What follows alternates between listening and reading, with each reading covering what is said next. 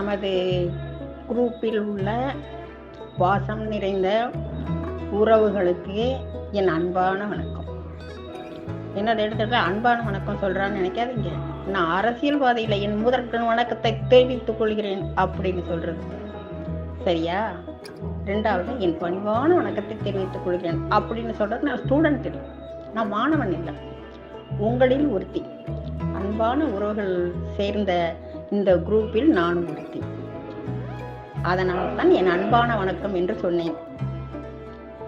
இப்ப உங்ககிட்ட சுந்தரகாண்டத்தை பத்தி சொல்லணும்னு நான் சொல்லியிருந்தேன்.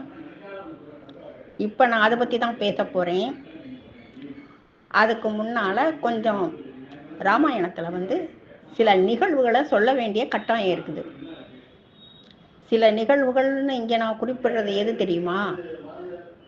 ஸ்ரீ ராமபிரான் ஏன் காட்டிற்கு வந்தார் என்பதைத்தான் நான் அப்படி குறிப்பிடுகிறேன். அதாவது ஸ்ரீ ராமபிரான் தந்தை சொன்னதாக கைகை சொன்ன அந்த கட்டளைக்கு பணிந்து, அதாவது ஸ்ரீராமா நீ 14 வருடங்கள் காட்டில் இருக்க வேண்டும், காட்டில் இருந்து திரிய வேண்டும் என்று கட்டளை. இது உன்னுடைய தந்தையின் கட்டளை என்று வேற கையை சொல்லுகிறாள். எப்பயுமே ஸ்ரீ ராமபிரானுக்கு தாயின் மீதும் தகப்பன் மீதும் அளவு கடந்த அன்பு, மரியாதை, பணிவு, அடக்கம் எல்லாம் இருக்கு.